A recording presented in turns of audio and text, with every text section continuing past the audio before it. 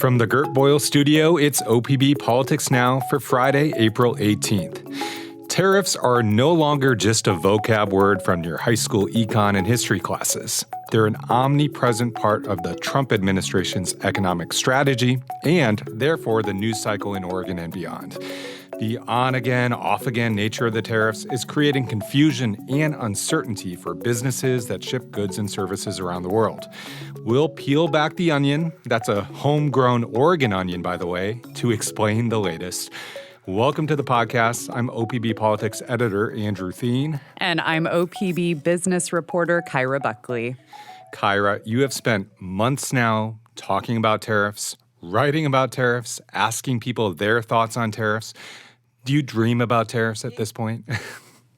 You know, it's almost gotten to that point. So, Andrew, you know that I read a ton of books, and I will tell you right now, the main character in the novel I'm reading owns a bakery in Cape Cod. And as I was reading last night, I was like, I wonder how tariffs are going to impact her bakery, like maybe the equipment she uses or the coffee she sells. So that's a fictional bakery, and I'm thinking about how tariffs will impact it. It's seeping into our unconscious thoughts.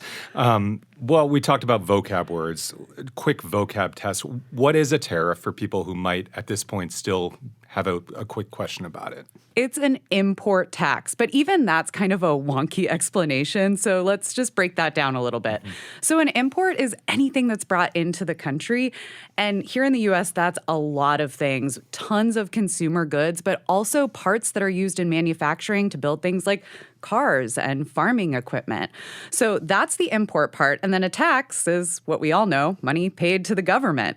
So in this instance, for a tariff, it's a company that imports the item. That company is then going to pay that tax, and they're going to pay it to U.S. Customs and Border Patrol. But economists say ultimately it's consumers that are going to absorb the cost of the tariffs. Okay. Well, thank you for that primer. Let's just dive into it. There's been so many changes in the administration and how they've been handling tariffs.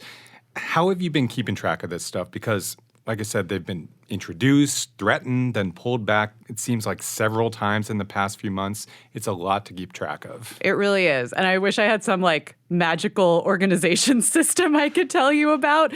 But some days I'm just as confused as everybody else. And really what I've just come to expect is that things are going to change at any second, at any time. So basically, that's what I've been hearing from folks is expect things to keep changing, the numbers, the specifics. So I've been asking companies about how that uncertainty and the back and forth is impacting them. And companies here in Oregon say that it's hurting their investments and it's causing them to pause big projects, or maybe if they were going to hire a bunch of folks, they're saying, we're going to hold back on that. So that's really the impact of this uncertainty. And the one thing we know is that uncertainty is going to continue. President Trump has said that tariffs are a tool he's going to keep using. So even though there has been back and forth, we do have tariffs on Canada and Mexico. We have tariffs right now on aluminum and steel brought into the country. There's an across-the-board 10% tariff on goods from all countries. And then there's big tariffs on China. Now, the president was also going to implement a large round of what he was calling retaliatory tariffs on virtually every country, but those are paused until about July. Yes, that is a lot to digest. The retaliatory tariffs that you mentioned, the so-called, because we maybe won't get into all of those specifics, but that was just like a few days ago that this happened, right? Exactly. The so-called Liberation Day. But we do have the tariffs on China. They remain. They're historically high.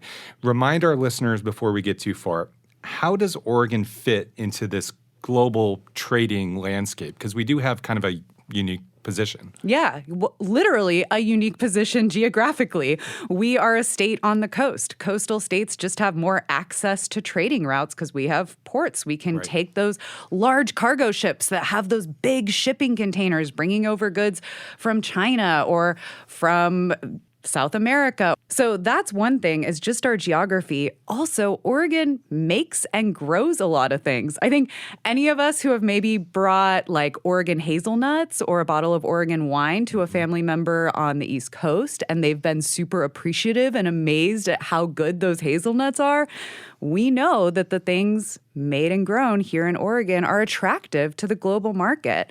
So Oregon imported more than $28 billion worth of goods last year, but we also exported $34 billion worth of goods. Major trading partners include Mexico and Canada, but also China, Taiwan, and Japan. The semiconductor industry, so computer chips, that's the biggest industry that trades. They both bring in a bunch of imports, that parts basically to go into their computer chips, and then they export those things. But also farmers and fishers send a lot of products out to the global market. And Andrew, you know that Oregon is home to Nike, a big footwear company. Heard of it? Yes. Also, a bunch of apparel companies. The company Wildfang started in Portland, and CEO Emma McElroy told state leaders this week that they manufacture most of their clothes in China. And the tariffs on Chinese imports are now above 100%. The additional tariffs went in last Tuesday at midnight. We had a shipment arrive at Long Beach for our summer product on Monday. If that shipment had arrived on Wednesday morning, we would have had to pay $178,000 in additional tariffs that we were not prepared for. So as a small business, that's crippling. $178,000 more than they were prepared for. That's if that shipment had come in just 48 hours later. McElroy said even if Wildfang wanted to make their clothes in the U.S., they just couldn't. They'd have to import the fabric no matter where they cut and sew the clothing. Yeah, and that $178,000, that's on one shipment, right? Correct. Okay, so that's a nice table setter, Kyra, for what happened Wednesday in Salem. You were in the room alongside a range of business leaders from across Oregon industries. This was an event convened by Governor Tina Kotek and State Treasurer Elizabeth Steiner. Can you give us a flavor of what was said and who else was in the room? Yeah, so I already mentioned Wildfang, the clothing company. Also, the whole grain food producer, Bob's Red Mill. There was also someone from the large beer and beverage distributor, Columbia, and the owner of a winery, an olive oil mill, and a pink shrimp fisherman from Coos Bay. There were also folks from the Port of Portland, Port of Coos Bay, from the state's Economic Development Agency, and the state economist was there. Businesses basically told the governor that tariffs are happening too fast. They're hurting their bottom line. They're ruining trade relationships with other countries. And in many cases, these tariffs are targeting stuff that the company just can't get in the U.S. So here's Trey Winthrop, the CEO of Bob's Red Mill in Clackamas County. We actually import from 31 different countries. These are commodities that U.S. farmers just don't grow. We're talking things like coconut, tapioca starch. Quinoa only grows above 13,000 feet. We do not have the ability to grow quinoa in the United States. Selfishly, I want to stick with Bob's Red Mill, Kyra, just since it's one of Oregon's iconic brands and also one that's headquartered not too far away from my house. It's sort of remarkable how many nations that Bob's depends on to put products on the shelf, right? Yeah, as we just heard, 31 different countries. But not only that, Bob's Red Mill sells its whole grain products in 65 countries. Winthrop said that's what he's actually concerned about the most. He mentioned that there's already a campaign in Canada to essentially boycott goods like Bob's Red Mill pancake mix, for instance. And a lot of the companies that met with the governor, they echoed that same sentiment that, you know, they have spent years building up these trade relationships. And as we know, like in a friendship, when you're trying to build up trust, it takes lots of little moments of trust over time to build that up. But it really just took one instance of these tariffs to really erode that trust. Here's what Governor Kotek said after meeting with the business representatives. These tariffs are undermining relationships with export markets in Canada and Mexico, in Europe, in Asia that have been developed over decades. They could be damaged for years with these tariffs because of the impact they are having right now in those markets. And the thing with tariffs, they really touch everything, Kyra, more than just our Bob's Red Mill quinoa. You've been looking into how tariffs are affecting another major issue in Oregon, and that's housing, right? Yeah, you might not think about it as much because it's really the components that go into building a new house that are going to be impacted by these tariffs. But that's the latest issue I've been looking into. And I asked the governor about this when I was in Salem. And she said, yeah, she's concerned that tariffs are going to make it harder to build more houses in Oregon, which we all know and we all agree that Oregon needs more homes and apartments. So if you think of some of the things that go into a house or an apartment, like lumber, drywall, electrical fixtures, washing machines. These are all things that are either imported or they have components that are imported. Okay, so let's take a step back and breathe for a second. A lot of this is stuff that, like I said, you were reporting on before the administration formally took office. Businesses told you months ago that uncertainty is a big deal when you're trying to run a business. It feels like this is all kind of played out the way folks were telling you weeks or months ago, right? It's hard to know how to run your business if you're seeing whiplash all the time. Is this more than people bargained for, similar to what they're expecting? Like, what are you hearing from folks? Yeah, look, life is uncertain, and business owners know that. They love to plan for the future. They need some sort of certainty to do that. But also, businesses have to react when there's a big weather event or a global pandemic or things like that. So when something like a big wave of tariffs come in, which, to be fair, this is something they haven't had to deal with. Tariffs this widespread, normally it's targeted to one or two countries or one or two goods.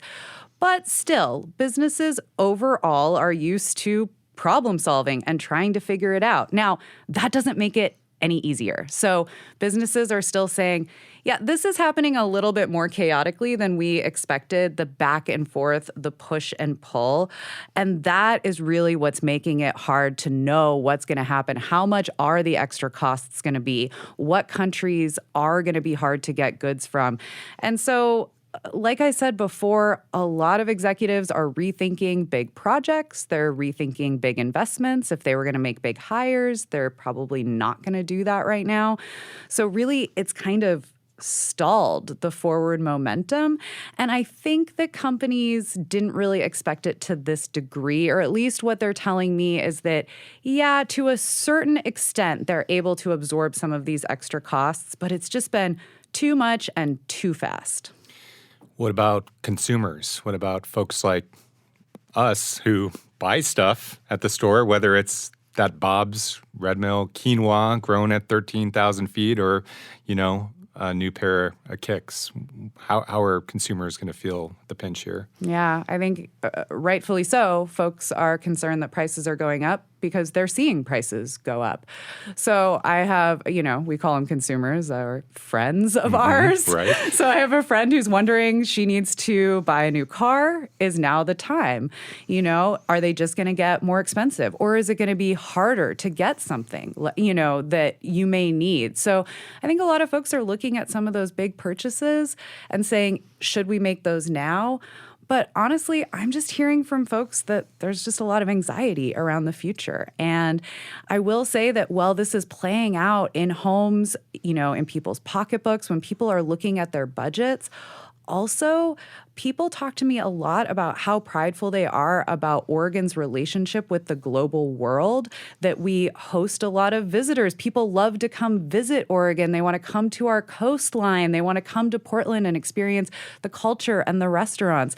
And that these trade tensions are actually hurting that, and that it could also hurt Americans when we want to go travel abroad. How is our standing in the world going to look like? So I will say that folks are concerned both how this plays out in their day-to-day lives, but also how is this going to impact them in the future, and how is this going to impact our state and our country moving forward? It's a lot to digest. Kyra, thanks so much for being in the room and for talking tariffs with me today. My pleasure. This week's episode was produced by Sage Van Wing, and our audio engineer is Nalene Silva. Our music comes from Audio Network. In these uncertain times, we are certain that you have questions about local politics. Maybe we can answer them. We'd love to hear from you. Email us at opbpoliticsnow@opb.org. We'll be back next week with more political news from across the Pacific Northwest. Until then, you can find all of OPB's reporting at opb.org. Thanks for your support, and thanks for listening.